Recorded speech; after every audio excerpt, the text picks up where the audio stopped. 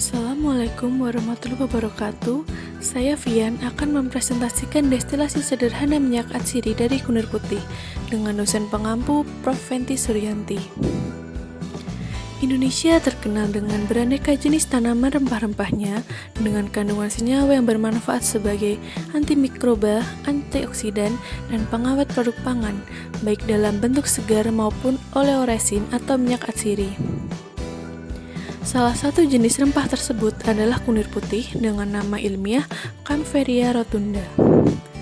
Kunir putih ini merupakan jenis rempah-rempah rimpang yang masih berkerabat dengan kencur. Berbeda dengan kencur yang banyak digunakan sebagai bumbu masak, kunir putih lebih khusus dimanfaatkan sebagai bahan pengobatan. Selain itu juga, karena memiliki daun dan bunga yang indah, kunir putih juga ditanam di pekarangan rumah sebagai tanaman hias.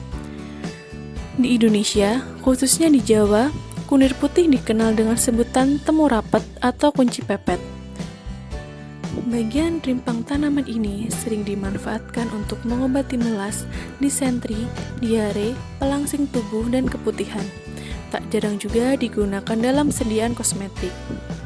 Rimpang kunir putih mengandung minyak atsiri yang memiliki aktivitas antibakteri. Minyak atsiri dari rimpang kunir putih diisolasi dengan metode destilasi sederhana atau penyulingan uap air. Destilasi sederhana merupakan metode pemisahan zat-zat dari campurannya berdasarkan perbedaan titik didih yang cukup tinggi. Destilasi juga bisa diartikan sebagai metode yang didasarkan atas distribusi substansi-substansi pada fase gas dan fase cair dengan menggunakan perbedaan volatilitas dari komponen yang cukup besar. Proses yang terjadi dari destilasi terbagi menjadi dua, yaitu destilat yang merupakan uap yang terembunkan, dan yang kedua ada residu atau cairan yang tertinggal yang susunannya lebih banyak dari komponen yang sukar menguap. Oke, langsung saja kita masuk ke topik utama dari video ini, yaitu destilasi sederhana minyak atsiri dari kunir putih.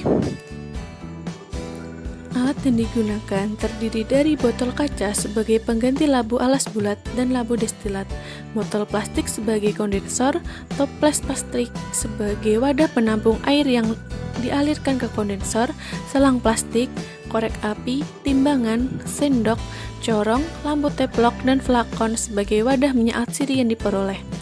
Sedangkan bahan yang digunakan ada rimpang kunir putih yang telah dibersihkan dan dicuci lalu dipotong tipis.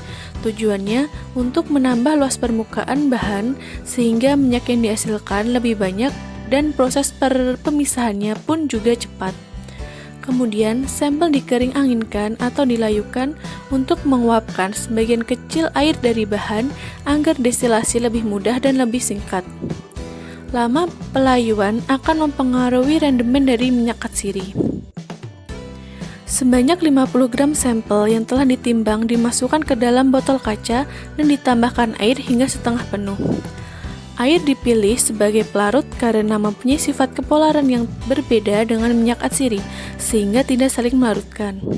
Selain itu, titik didih air lebih kecil dari minyak atsiri, sehingga uap air akan mendorong minyak kunir putih untuk lepas dari pori-pori kunir putih dan menghasilkan destilat. Langkah selanjutnya yaitu memasangkan botol ke alat destilasi dan menyalakan api dari lampu teplok yang diatur ketinggiannya hingga menyentuh dasar botol sambil mengalirkan air di kondensor. Destilasi dilakukan sampai pelarut pada sampel dalam botol tersisa sedikit.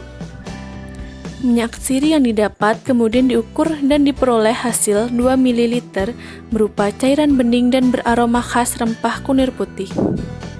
Pada dasarnya, minyak atsiri bukan senyawa murni, namun campuran senyawa organik yang terdiri dari berbagai macam komponen yang berlainan. Komponen minyak atsiri adalah senyawa yang mengandung atom C dan H, atau atom C, H, dan O yang tidak bersifat aromatik, dan secara umum disebut sebagai terpenoid, yang dapat menghasilkan bau harum pada minyak yang dihasilkan. Rimpang kunir putih selain mengandung minyak atsiri juga mengandung alkoilida, saponin, dan flavonoid. Cukup sekian penjelasan yang dapat saya berikan. Terima kasih atas perhatiannya. Bila ada salah kata, saya mohon maaf. Wassalamualaikum warahmatullahi wabarakatuh.